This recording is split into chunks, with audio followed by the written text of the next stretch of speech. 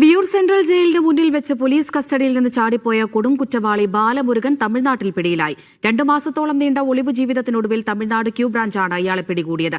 Remand ചെയ്ത ബാലമുരുകനെ വൈകാതെ കേരള പോലീസിന് കൈമാറും.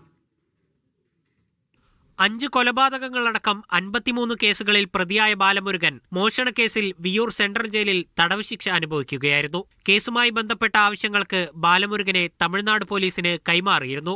നവംബർ 1 തിരികെ വിയൂർ ജയിലിൽ എത്തിക്കുന്നതിനിടെയാണ് ഇയാൾ രക്ഷപ്പെട്ടത്. തെങ്കാശിയിലും പരിസരങ്ങളിലും പോലീസ് നിരന്തര തെരച്ചിൽ നടത്തിയിരുന്നു. ഇതിനിടെ കുടുംബപരമായ ചില ആവശ്യങ്ങൾക്ക് ഇയാൾ പരിസര പ്രദേശങ്ങളിലുണ്ടെന്ന രഹസ്യവിവരത്തിന്റെ അടിസ്ഥാനത്തിലാണ് പോലീസ് പരിശോധന കർശനമാക്കിയത്. തുടർന്ന് ഇന്നലെ പോലീസ് ബാലമുരുകനെ കസ്റ്റഡിയിലെടുത്തു. തെങ്കാശി കോടതിയിൽ ഹാജരാക്കിയ ശേഷം ജുഡീഷ്യൽ കസ്റ്റഡിയിൽ റിമാൻഡ് ചെയ്തു. ബാലമുരുകനെ തൃശൂർ സിറ്റി പോലീസിന് കൈമാറുന്നതുൾപ്പെടെയുള്ള നടപടികൾ ഉടനുണ്ടാകുമെന്നാണ് വിവരം. മീഡിയ 1 തൃശൂർ.